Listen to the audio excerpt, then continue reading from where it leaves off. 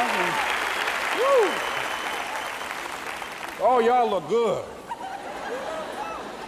I want you to look at something right now. Think of some major goal you want, or maybe it's one you're already working on and you have experienced a lot of setbacks, a lot of defeats. You've experienced a lot of disappointment. Maybe you've already given up. And maybe you just need a little fire, a little encouragement to get back in the game again. Here's what I want you to look at. There are winners, and there are losers, and there are people who have not discovered how to win. And all they need is some coaching. All they need is some help and assistance, just a little support. All they need is some insight or a different strategy, a plan of action to make some adjustments that will open up the key to a whole new future for them, that will give them access to the unlimited power that they have within themselves. That's all that they need. So what I want you to do is think about something you want for you, that's real for you, that's important for you, that will give your life some special meaning and power. And I don't even want you to say, I can do that. I don't want you to assume that. See, 5 years ago, when I started out in this area, I would not have been able to make the mental leap that I would be up to where I am right now. I don't want you to begin to just psych yourself out. No. I want you to be able to say something to yourself that will enable you to maintain a level of integrity with yourself. That when you say this, even when you face tremendous setbacks, it will be a benchmark to keep you in the game, to keep you moving forward and experimenting and readjusting your strategy and your plan of action, continuously looking for ways to win. So what is that something? When you got an idea you want to move on, you might not have the money, you might not have the education, you might not have the support or the resources you need. What is that something that can keep us going, that will enable us to act on our dream? What's one of those keys that will begin to help us to discover the secrets to our dream? Here's what I want you to repeat after me, please, with power and conviction. Say, it's possible. It's possible. That's all I want you to do when you look at your dream. Just say to yourself every day, it's possible. Just say that every day to yourself, it's possible. Because what does that do? See, it begins to change your belief system. See, the way in which we operate, ladies and gentlemen, it's a manifestation of what we believe, what's possible for us. Whatever you've done up to this point, all that it really is a duplication, it's a reproduction of what you believe subconsciously that you deserve and what's possible for your life. Most people operate out of their personal history, out of their memory, things they've done, things they've experienced, things they've seen, things that they have observed. What I'm suggesting that you operate out of a larger vision of yourself. I want you to see yourself doing what you want to do, experiencing what you want to experience, having what you want to have, doing what it is that gives your life some meaning and value. Operate out of your imagination, not your memory. Because whenever you look at where you want to go, I'm wanting to warn you, you will have some conversation back here after you go through the data that you've experienced in life saying you can't do it. And so what you want to begin to do is ignore that inner conversation. Well, most people, ladies and gentlemen, when something happens to them, what they do is they begin to believe that that's the way it is. That's the way it's always been. And they can't see the possibility of it being any different.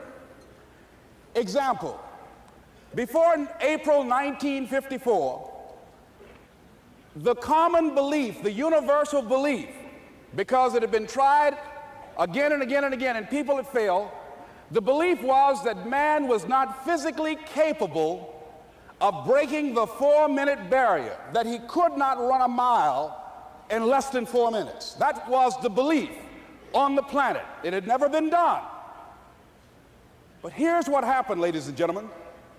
Roger Bannister came along, and he broke the 4-minute barrier. Now, here's what's significant about that. Since that time, up to this day, over 20,000 people have done it, including high school kids. What changed? 20,000 people, what changed? Here's what happened when they got on the track. They knew it had been done. And because they knew it had been done, there was a new belief about this barrier, about this goal that was unreachable. And those 20,000 people got in the race believing, knowing in their heart that someone had done it, that it's possible that they could do it. And I'm saying that if you know anybody that had some goal, some dream, something they wanted to do, and they did it, then I'm saying that you know in your heart that if someone has done it, then you can do it. It's possible. And that if someone can make their dream become a reality, that it's possible that you can make your dream become reality. And so as you begin to look at where you want to go, beginning to embrace that, it's possible. I'm blessed and highly favored. I've got a lot going for me. I got some good stuff in me. And it's possible that I can bring my greatness out here in the universe, that I can do what I want to do. It's possible I can write my own book. I can have my own business. I can take the trip and travel around the world. It's possible. I can bounce back from adversity and reinvent my life. It's possible. Regardless of where I am, the things can get better for me. It's possible. I'm thinking about two men right here in Chicago who were fairly successful, similar background, educated. They worked for a corporation for many years, and they were among many people that were laid off. Two guys who were very good friends. One went out looking for a job for several weeks along with the other one, and they faced disappointment and rejection again and again and again. They couldn't find any work, which is the story of many people across this country. One guy stopped. He became discouraged. He stopped going. He stayed home looking at television, became very argumentative and toxic with his wife, drinking beer, getting on the phone, talking to his other negative, unemployed friends. And he just gave up. The other guy kept looking for a job everywhere he could go. Every time he could get an opportunity, kept asking people, networking, checking the newspapers every day. Kept going everywhere he could, trying to find a job. You have too much education. You're overqualified. You won't be here long enough. He kept going. He kept going. He went to a place and said, look here, I tell you what, if you can't hire me, and I know you can use my talents, abilities, and skills, I don't want to sit home and do nothing. Just let me do some volunteer work. You don't have to give me anything, all right? I just want to work. I want to be busy. Guy said, okay, it's on you now, but don't expect me to give you anything. It's okay. This guy came in and worked. He was the first one there. The last one to leave was the best employee there. About 4 weeks later, one of the top managers quit. They were looking for a replacement. Guess who they selected? This other guy. This guy who was volunteering his time. He got the job. What was the difference between the two men?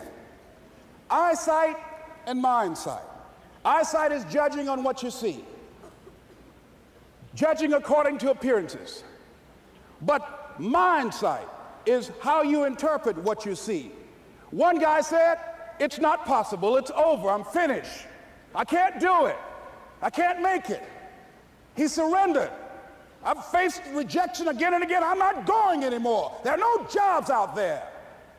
But this other guy, he felt that in spite of the no's and rejections, in spite of how bad the economy is, in spite of what the newspapers are saying, that it's possible that somebody somewhere will give me a job.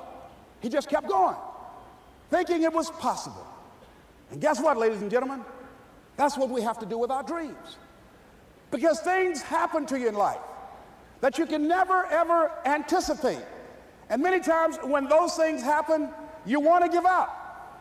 I remember when I was in broadcasting, when I was a disc jockey, I became very controversial, not only being a disc jockey, but I felt that radio was something that you not only entertain people with, but you also empower them, you educate them. And I got fired. I didn't just leave, they fired me. That was a shock. I said, wait a minute. They took my microphone. I thought that was who I was. No, ladies and gentlemen, it wasn't. I had to do something else. And I didn't know what else I could do. See, here's what I'm looking at. What are the uses for your life right now that you haven't even reached for yet? See, I believe that when you don't have enough encouragement to act on your dreams or ideas, or you're not enlightened enough, that life will act on you. See, life had moved on me and said, Les Brown, you have outgrown this. It's time for you to do something else. Well, I wasn't enlightened enough. I organized some disc jockeys and got my job back. So they had to fire me again. I got fired twice. Here's what I did. I had to think of something else. And so a guy suggested to me, he said, Les, why don't you run for office? I said, man, I've never run for office. I've never known anything about how to operate in the political arena. I've heard encourage people to register to vote and get out to vote, but I don't know anything about politics. He said, well, neither do the people who run for office all the time.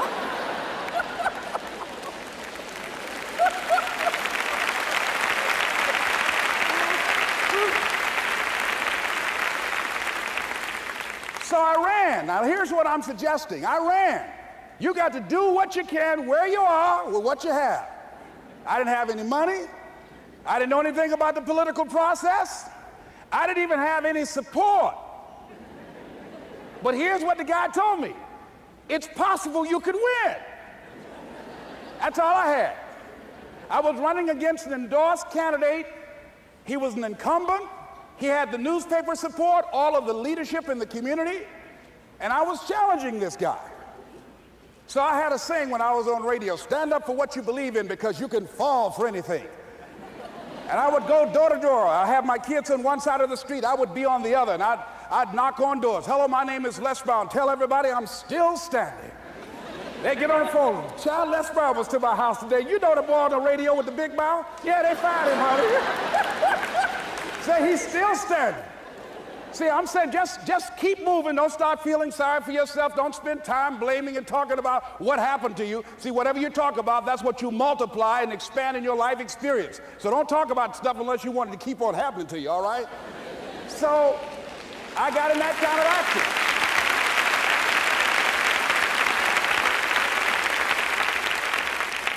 As I continue to do that, had my children with me, were going door to door, didn't have enough money. Eventually, we got close to the election and something happened that really surprised me. Guys who I thought were going to either support me or stay out of it, various powerful community leaders, they became involved in it and they endorsed my opponent. I felt devastated. Now that's going to happen to you when you're working on your dream. Things are going to happen that's going to catch you on the blind side. That was shocking to me. They didn't have to do that. All they had to do was just stay out of it. But here they go, come up in there messing with me. Now that's going to happen. There's some people who believe it's their personal business to stop you from living your dream, all right?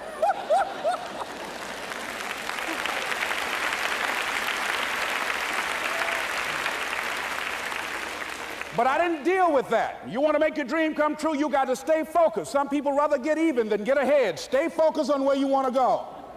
I just kept on doing what I was supposed to do. And so I was driving to the radio station. My opponent had over $20,000. I had less than $800. As I was in the radio station, the guy said, "You're going to make a commercial?" I said, "Yes." He said, "It better be a good one because that money can't go pretty far here." And I sat there in the middle control room and I was thinking. And here's what happens when you get still. Stuff will start coming. Something said, "Call your mama." You used to talk about your mother on the air all the time. Ask her to say a few words for you. That'll be a different kind of political spot. So I called my mama, and I had a gospel record playing in the background.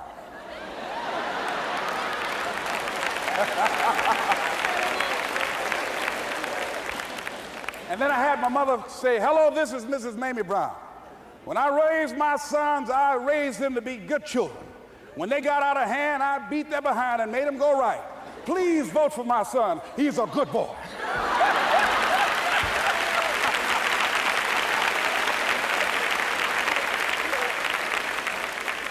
Usually in the state representative race, maybe 3,000 or 4,000 people will come out to vote in a primary. In that primary race, over 27,000 people came out and voted and said, "I'm voting for Les Brown because his mama said he's a good boy." ladies and gentlemen. I won.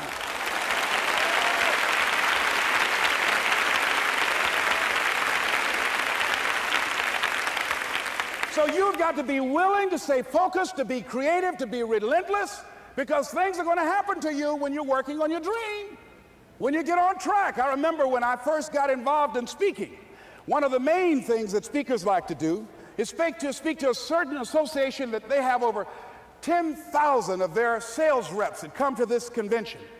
And I was relentless. I kept saying, it's possible. It's possible. See, what I want to let you know and set you up for, because you said it's possible, don't mean that you're not going to have any problems. That Murphy's Law ain't going to come and slap you side the head. Oh, Murphy going to come visit you. He's waiting for some of y'all out in the parking lot. Oh, you say it's possible. Okay, it's possible. You better get up. Well, I was working. I kept saying it's possible. They got other speakers on this program. I can be on that program too. I kept selling myself. I got all fired up. And I was calling them every day, every day.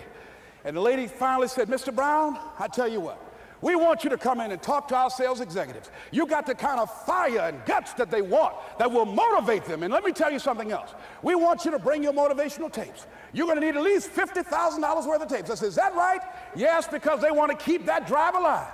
I said, all right. I called the guy to duplicate my tapes. I said, Don, how you doing? This is Les. Let me tell you, I got a major speaking engagement. I said, man, it's a speaker's dream. I need over $50,000 worth of product. He said, Les, you don't have that kind of credit. I said, I know, but Don, I can sell that. Just right after speaking engagement, I'll give you your money in 4 days. He said, are you sure, Les? I said, yes, man, I got a major speaking engagement, and they told me to do it. He said, man, that's a big order. Let me talk with the lady with you. I said, hold on just a minute, man. Call the lady back. Hello, Evelyn, how you doing? This is Les Brown. I got Don on the phone. What did you say? Do I have the speaking engagement? Yes, you do.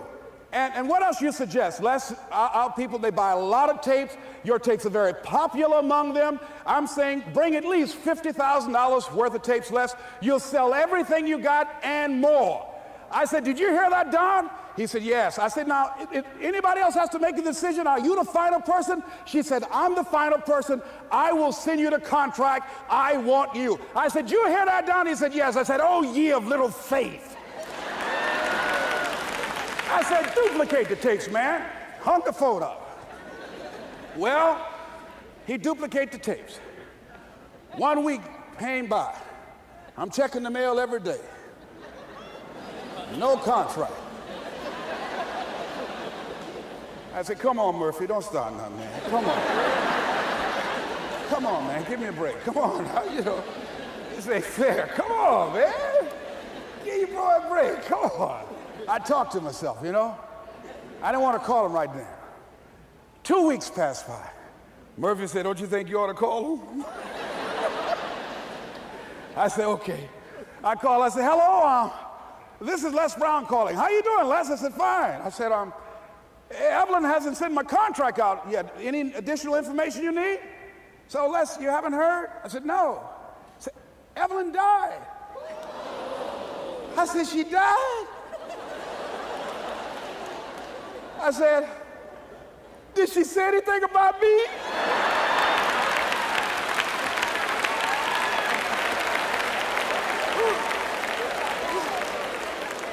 When I got home, I was so wiped out. And Murphy was in the house waiting on me. Murphy said, is it possible you want to listen to some of your tapes?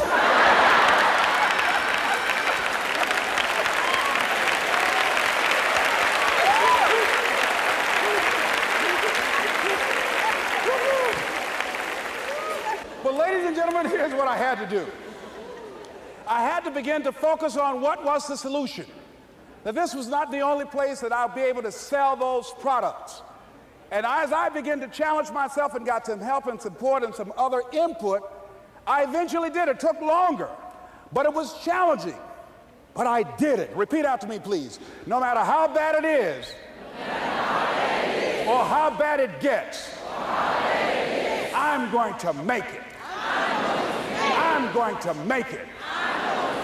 Shake somebody's hand on your right and left and say, you got that right.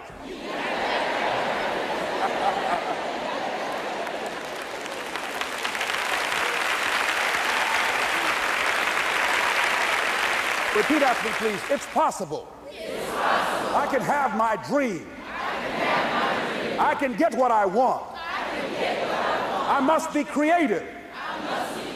And never give up.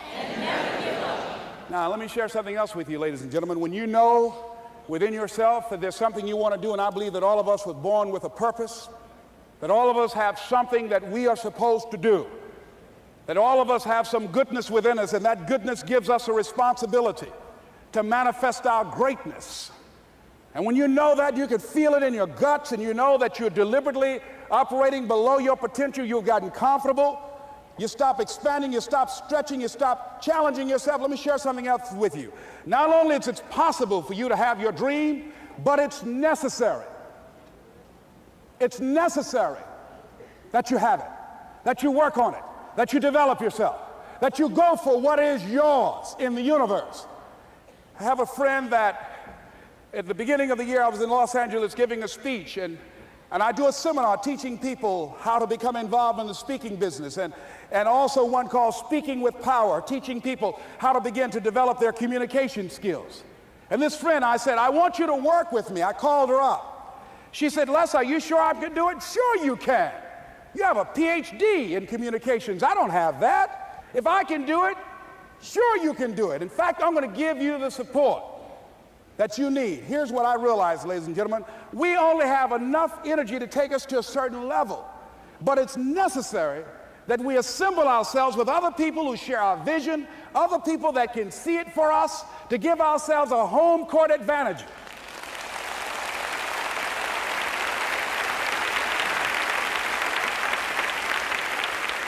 So it's necessary that you seek out other people who think like you, who are growing, who have decided that they are not satisfied with where they are. See, I don't believe that necessity is the mother of invention. No, necessity, in my opinion, is not the mother of invention. Refusing to accept things the way that they are is the mother of invention.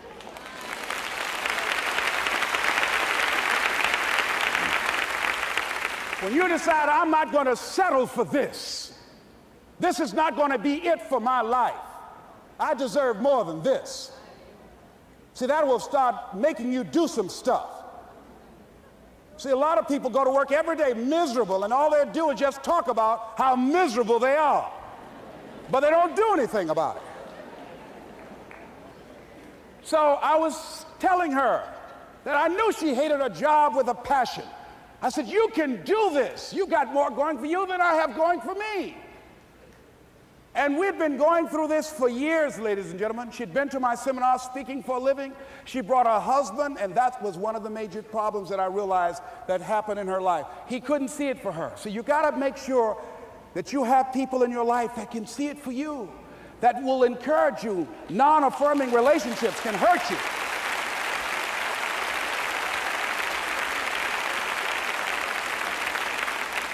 And I talked to him. I said, you know, I don't have anything to do with your marriage. He said, you and I are good friends, and she and I are good friends. And I'm not taking sides. I said, but if you can't see it for her, don't tell her that. Just give her some support. What if you're wrong? It's possible, man, that if I'm doing it, she can do it. Well, you're different. How are you going to tell me that? You've seen her speak. She's got great speaking skills. Don't underestimate her. You don't know. You got a great woman here. But you see, people who can't see it for themselves can't see it for you. He was happy.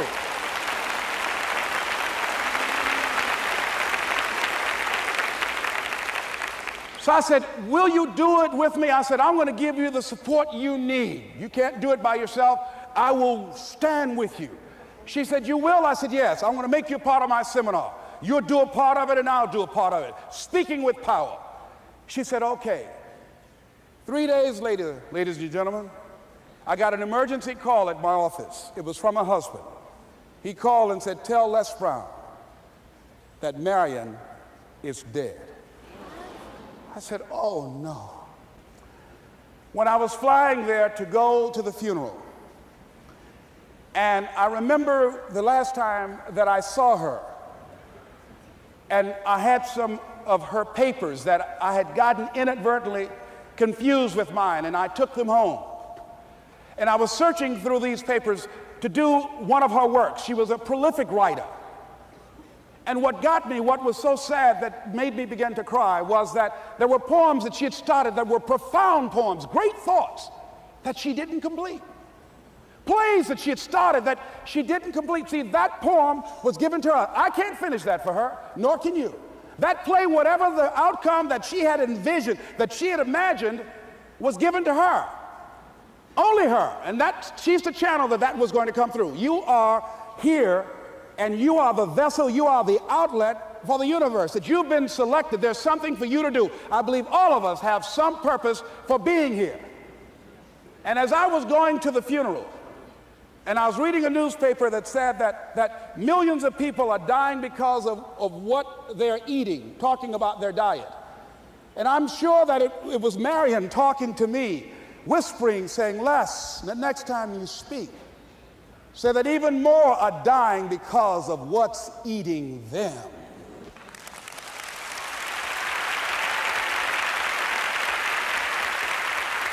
When the challenges of life come your way, you've got to find ways to increase your sense of self-appreciation, because if you don't, you're bombarded with negative stuff every day that beats you down, and you will find yourself unconsciously engaged in self-destructive behavior. If you don't program yourself, life will program you.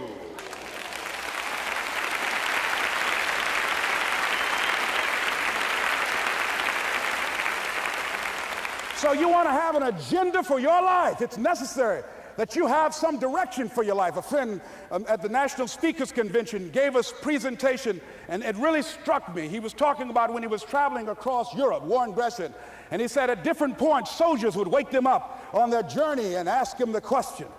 And I posed this to you. The question was, where have you been? Why are you here? And where are you going? And that's what I ask you. Where have you been? Where have you been up to this point? You look at your life. You look at what you produce. Is it giving you what you want? Are you living on purpose? Are you living your dream? Are you acting on your ideas? Are you doing all you can do? Have you gotten comfortable? Are you procrastinating? Are you evading your own greatness? Are you surrounding yourself with people that can nourish you? Are you challenging yourself? Are you experimenting? Are you learning something different? Is your life an adventure, or is it boring? Where have you been?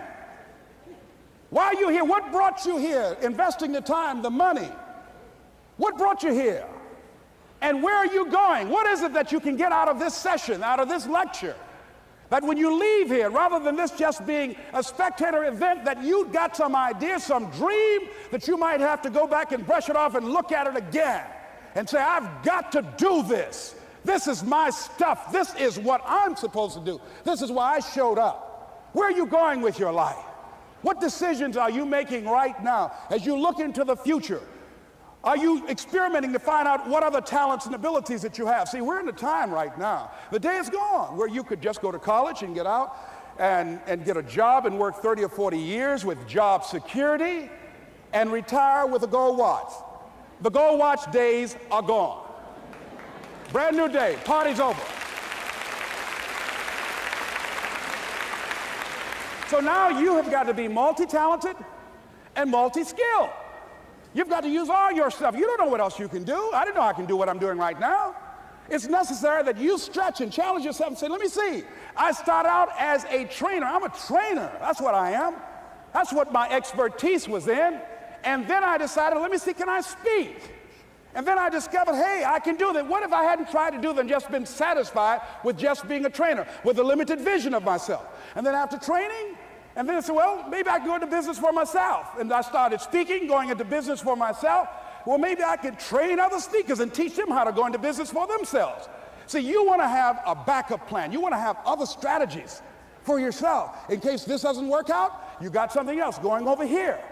You don't want to ever put yourself in a situation where you have a limited vision and you're only using a limited amount of your talents, of your skills, and of your abilities. And I'm saying to you, it's possible you've got some talents, some ideas in you, your ability to do some stuff that you haven't even discovered yet. And I'm suggesting that it's necessary that you get outside of your comfort zone. It's necessary that you develop some new relationships where you can learn from people. It's necessary that you do reading, that you do research. It's necessary, if you're already involved in some business, that you don't be satisfied with where you are. If you want to make it today, it's necessary for you to constantly look at ways of getting better. Not only is it possible for you to have your dream, and it's necessary for you to challenge yourself to go after it and get better and leverage relationships that can help you get to where you want to go, but it's you. The major key to your reaching your dream, your living up to your greatness, your making your contribution is you. If the economy is good, fantastic. If the banks are loaning money, that's great. If people are positive, that's great. You don't have any opposition, that's great. But the major key to your making things happen in your life is you. When I wanted to get on public television, you know, they told me, you can't do that. So wait a minute, I've seen these other people on. It's possible I can get on.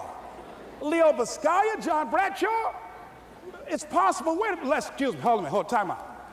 Let's be realistic. Come on, be logical. I said, well, wait a minute, why can't I do it? Well, let's look here. Think about guys who have credentials, all kind of credentials. You don't have any college training. They're not going to put you on television. Give me a break.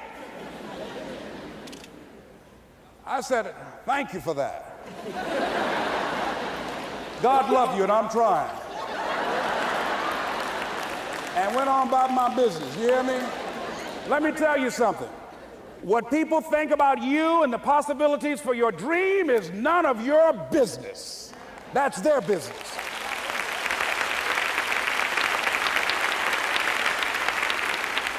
They have no imagination, ladies and gentlemen. They're living out of the past, out of their memory. Their attitude is it can't be done because they haven't seen it. They're judging according to appearances. The people that are going to make it in the future, the people that are making it today, let me share something with you. History is being read, but it's also being written by people with imagination.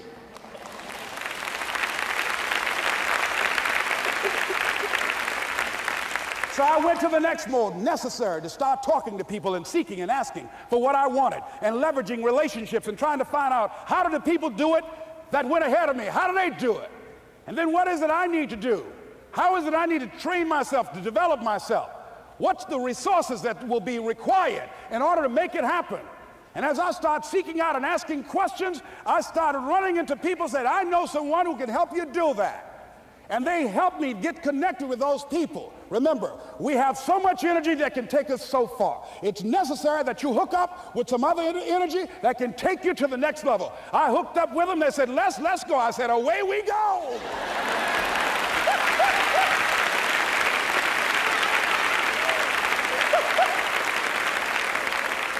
And guess what? Here we are. I love it. You want your stuff? It's necessary you take responsibility for it, that you make it happen, that you don't give up, that you don't take any objection or disappointment or defeats personally, that you keep on keeping on, that you don't decide that I can't make it because you can't see the light at the end of the tunnel, that you realize that's a part of the program. And here's something you've got to resolve. Say this to yourself every day. See, as long as you're breathing, you got a shot at your dream. That's the way I resolve. Say this, please. It's not over until I win. You got that right.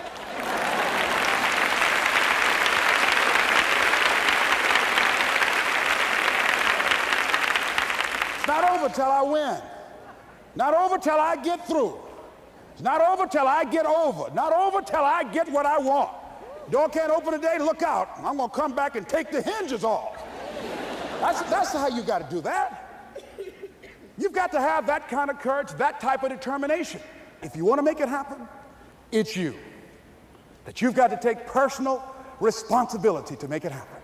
That you have got to own what it is that you want to do. If it's taking care of your well-being, if it's making a difference in our school system, if it's working with senior citizens, if it's to protect our ecology, if it's to create an economic renaissance, if it's just to take yourself to another level, it's you. You've got to make that happen. We can point out many things that can make it inconvenient or can slow us down. but ultimately, it's on us.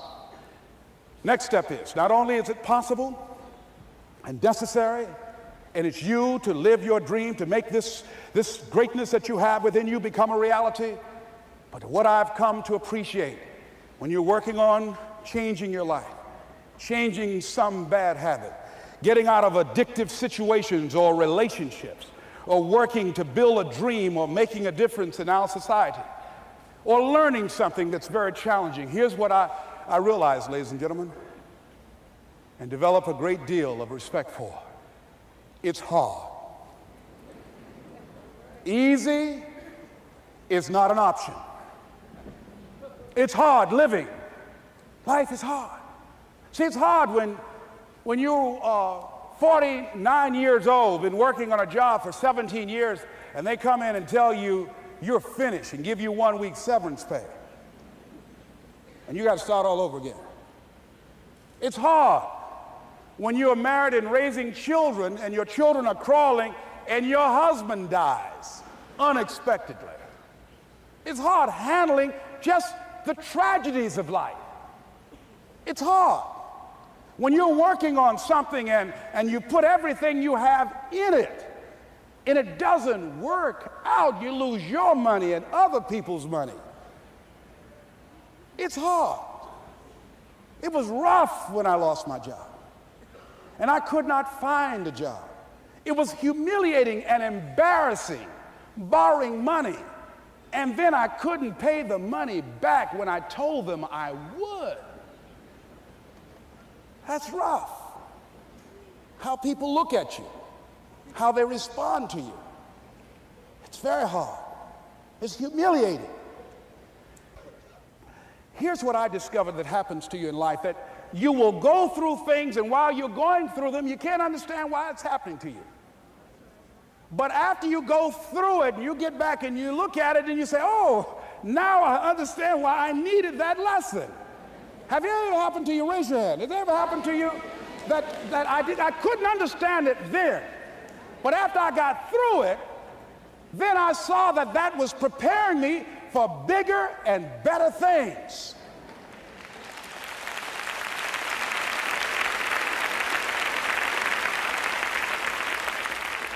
That as you go through the challenges of life and you look at it and embrace whatever comes to you, don't run from it.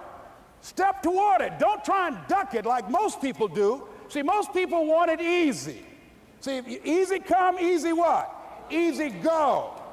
See, but when you go at what you're going to deal with and you deal with the difficulties of it, when you handle those hard things close at hand, making those hard decisions right now that you don't want to make, learning those things that you don't like to do, but you know that in order for you to get where you want to go, this is one of the hoops that you have to flip through.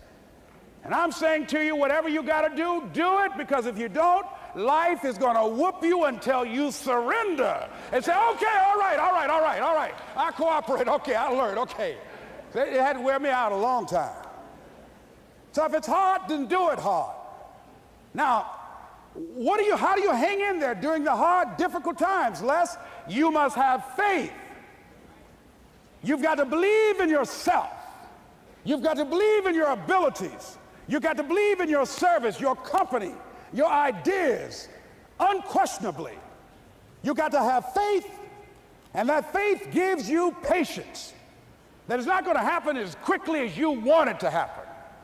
A lot of things are going to happen that will catch you off guard. And so therefore you've got to deal with and handle it as it comes. And not only that, but that faith and patience drives you into action. You've got to keep moving and keep plugging away. In the Far East, they have something that's called the Chinese bamboo tree. The Chinese bamboo tree takes 5 years to grow. And when they go through a process of growing it, they have to water and fertilize the ground where it is every day. And it doesn't break through the ground until the 5th year. Okay? But once it breaks through the ground, within 5 weeks, it grows 90 feet tall. Now the question is, does it grow 90 feet tall in 5 weeks or 5 years? The answer is obvious. It grows 90 feet tall in 5 years, because at any time that person stopped watering and nurturing and fertilizing that dream, that bamboo tree would have died in the ground. And I can see people coming out talking to a guy out there watering and fertilizing the ground that's not showing anything. Hey, what you doing? You've been out here a long time, man. And the conversation in the neighborhood is, you growing a Chinese bamboo tree, is that right? Yeah, that's right. Well, even Ray Charles and Stevie Wonder can see ain't nothing showing. You know that's how people are gonna do you? So how long you been working on this? How long have you been working on your dreams? And you have nothing to show. This is all you got to show? People are gonna do that to you. And some people, ladies and gentlemen, they stop. Because they don't see instant results. It doesn't happen quickly. They stop. Oh, no. You got to keep on watering your dream. And when it began to happen, they stopped laughing. They said, look, whoa, look here. Look how, hey, man, you know, I know you could do it. Look, you got a job here?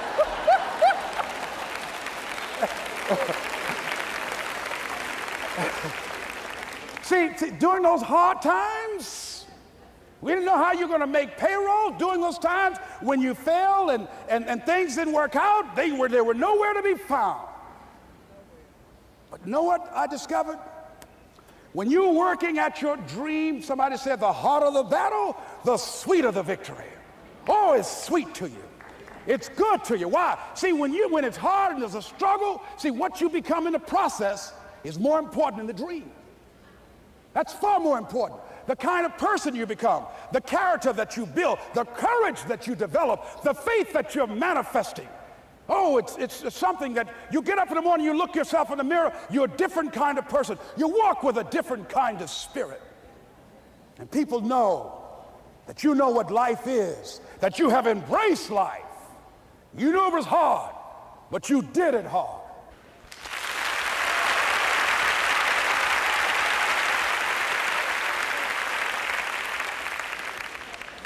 Now that takes us to the next level. If it's hard, why do people do it? You ask people who do things.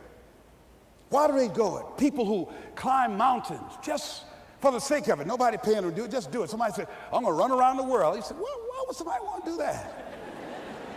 I'm gonna swim the Atlantic Channel. Why? Why do people do that?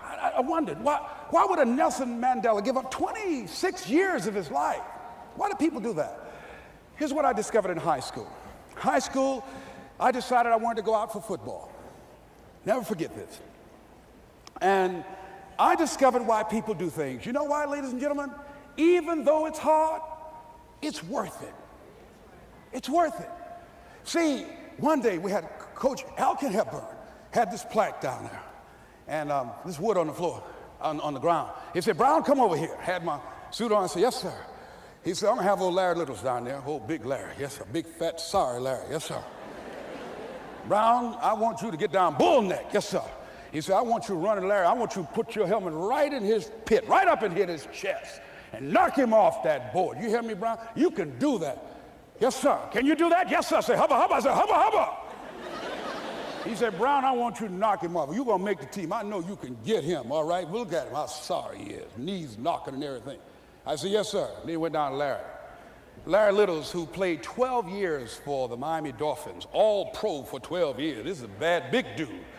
250 pounds, strength, agile, and all muscle.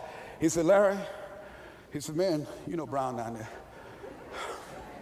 He's down there talking about your mama and everything. He talked about how fat and sorry you are and how he's going to knock you off this board. Larry now spitting fire and growling and foaming at the mouth. Now I'm looking at Larry saying, oh, hubba, hubba. He said, look at that fool down there growling. He told me he's going to scare you, that you're going to leave. Are you going to leave? No, coach, I ain't going to leave. Go down there and knock him out the park. Boy, coach got back. He winked at me. Go get him, Brown. I went hard. I ran into Larry with my helmet. Larry said, boom. I don't know where I landed. When they woke me up, I said, can y'all take this helmet off me for a minute? I said, y'all got any more positions out here? They said, like where? I said, don't y'all need an announcer? They said, Brian, where you going? I was crying. They said, man, some girls over there. I said, I don't care, man, I'm hurt. Said, that fool almost killed me, man. He said, Brian, you quit, man? I said, yeah. I said, what?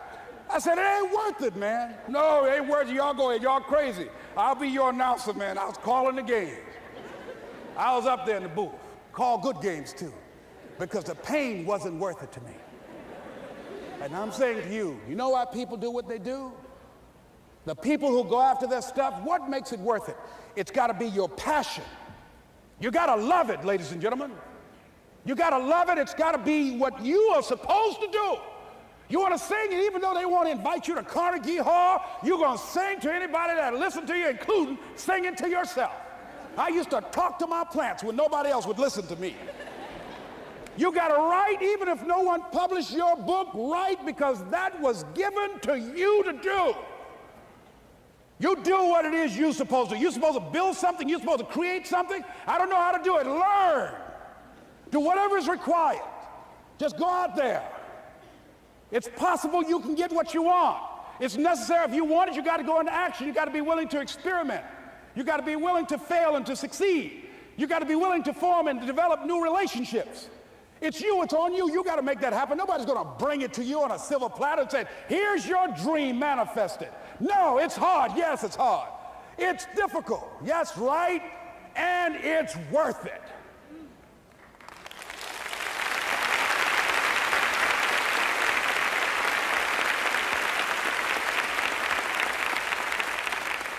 People ask, hey, man, you know, these kids, man, it's rough dealing with them. That's right. That's right. You think peer pressure happened overnight? We went through peer pressure. I remember as a kid, some guys said, hey, Les, me and another fellow named Willie Lower, we were going home. Hey, man, we're going down to Goulds, man, and knock off a grocery store. I said, look here, I don't want no part of that. I'll see y'all later. Say, y'all chicken. I said, that's all right, you say whatever you want. Low star. I'm not chicken, man. Don't call me chicken. Then why don't you come? We didn't even ask you to come into place, man. All you do is just drive the car, that's all. I don't know how to drive that good. Well, we're trying to get Les to come. He's chicken. Hey, I'm not driving nothing, all right? Willie, don't care about what they say, man. Leave him alone. You want to go do it? You find somebody else to drive, or you drive yourself. Come on, Willie, man. Pull him, he stopped. I ain't chicken. All I got to do is drive? Yeah. I said, Willie, that sounds simple, man. Don't go, man. He went. And the next day, we read the newspaper where when they robbed the store, when they came out running to a car, the merchant, the man who owned the store, came out just shooting wildly, and he hit the driver in the head. So peer pressure didn't just start in the 90s or the 80s. It's difficult and it's challenging for kids right now. And it's going to take some easy, simple methods to help bring them out of this madness, this insanity? No. Is it hard? Yes. Let's look at what we've been doing. What has worked? What has not worked? Let's look at where we want to go. What is it that we want to produce? What is it that we want to create for our young people? And as we think about that, start experimenting with different methods and techniques to create and to produce that. And begin to believe that it's possible through our commitment, through our vision, through our determination, our relentlessness. Because of our belief, it's possible that we can reduce the teenage homicide rate, the teenage pregnancy rate, the dropout rate, that it's possible, looking at what kind of world are they going to be in. As we look at the global economy, that as we begin to use our collective will and genius and resources It's possible that we can create an educational system that not only will test their minds with information and facts and figures, but would teach them how to think and be creative. And what does it mean to be a human being and to value human life? And how do you make relationships work? How do you bounce back from adversity? It's possible that we can give them a curriculum that will give their lives a sense of purpose and direction and meaning, and teach them how to begin to know and operate on a higher level of being, where they become assets to our society rather than liabilities. What if we leave here with that kind of consciousness that it's possible, as opposed to saying we have to write this generation off, that it's possible that we were born for such a time as this and that, that maybe someone here has the idea or the method or some plan of action or an approach that can resolve many of the problems that we're facing with young people today. Whatever we have to do to save our children, it's worth it.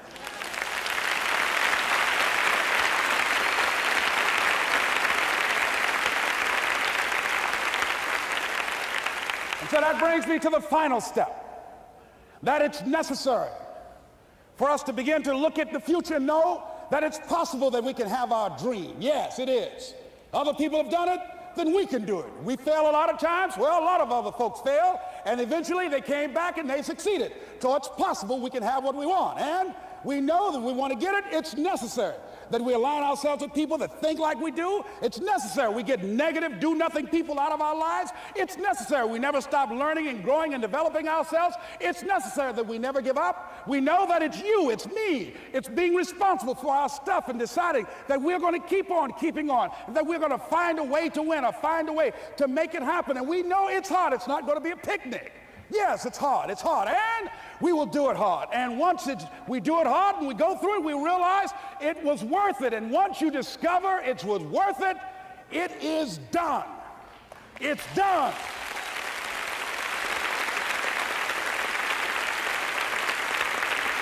It's done, ladies and gentlemen, before it happens. Well, here's what I'm suggesting to you.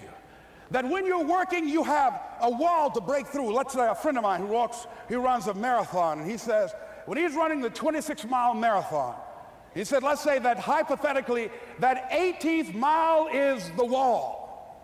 He said, Les, when you get there and you're running, he says, everything in you is telling you to stop, to give up. Every muscle is aching, and you're saying to yourself, I can't do it. I can't do it. And you just keep on, and you keep on, and you keep on. It seems like you're moving at slow motion. And then eventually when you break through that 18-mile wall, then you know it's like done, and you're on automatic, and you glide on in, and you know it's there. You know you're going to get to the finish line. And we've all had experiences where we were working on something, and we knew it was possible. And we did those things that were necessary to bring it into reality. We took the responsibility to make it happen. Other people couldn't see it. A lot of people didn't believe it. You were attacked. You were criticized. People were opposing you, but you kept on doing it. It was hard. It was rough. It was difficult. But to you, it was worth it. And eventually you got to a level you know, can nothing stop me now. I'm on the move. I'm on the move.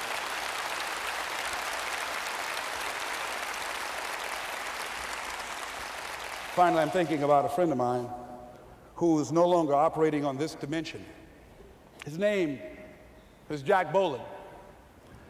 He had this vision of a church that would serve various types of needs for people, their supportive needs, and helping them in recovery from drugs and alcohol and whatever addictions that they might be involved in. And he was known for bringing in different kinds of speakers.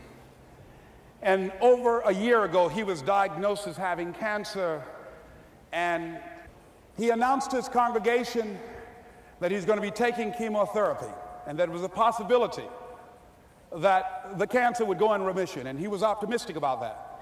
And sure enough, it did for a year. And one of the things Jack always talked about is that he wanted to have his funeral while he lived. And so he invited a few friends, Wayne Dyer and myself and a few other speakers.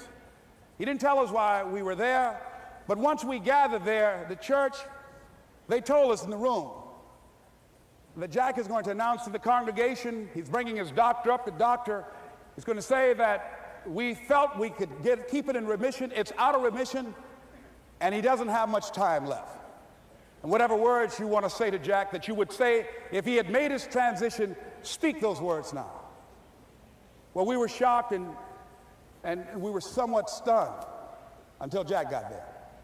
They brought him in a wheelchair, and boy, was he courageous, and he had a strong smile, and they helped him up the steps, and he sat behind the podium. And each of us got up and we said a few things about Jack and the impact that he made on our lives.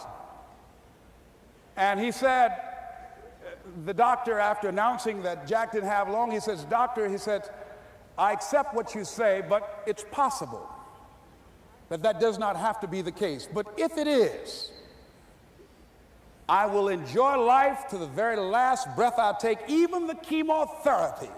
I will enjoy that." And Jack did, ladies and gentlemen. And when they said that all of his vital organs were failing, they called his family and his close church staff to the hospital and said, "He's dying." And so they came and they all gathered in the room. And Jack at that time was unconscious. And he gained consciousness, and he looked at them and he said, with what strength he had, he said, "I want to thank you all for being here. You've been a great staff to me." He looked at his sons, his daughter. He said, "You've been a great family." He said, "Don't feel sorry for me." He said, I'm ready to go. I'm looking forward to the next adventure." And he sat there for a little while, laid there, and he closed his eyes, and he lost consciousness. About an hour and a half later, he opened his eyes, and he looked at them. He said, "This is embarrassing. I'm not dead yet." They were laughing through their tears. They said, "Jack, you are a character." He said, "Hey, I hate giving up this kind of control." So they predicted that Jack would die at the end of February. And then on the 2nd, they said, he won't see the light of day. He will be dead by morning. Ladies and gentlemen, Jack died on March 4th. And we believe that even in his dying, Jack sent his congregation a message that I want to give to you with his permission. March 4th is the day he died, and we believe Jack was saying, "March 4th."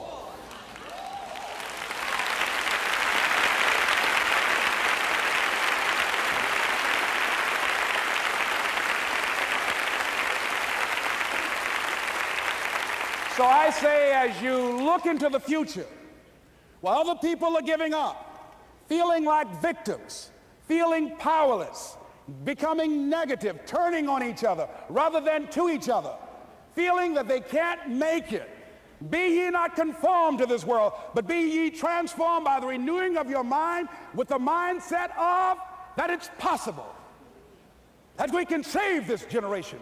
It's possible that we can create new industries, a new economy. It's possible that I can find a new profession, a new job. It's possible I can create a new life. And it's necessary that I become actively involved in becoming a positive force in my life and on the planet. And it's me, yes, it's you, it's all of us, pulling together, working together to create this brand new future. And it's going to be hard. Easy is not an option. But if it's hard, we will do it hard. Whatever is required to snatch victory from the jaws of defeat. And it's worth it, yes. It's worth whatever we have to do. And once we know that, it is done. It is done. It is done. It is done.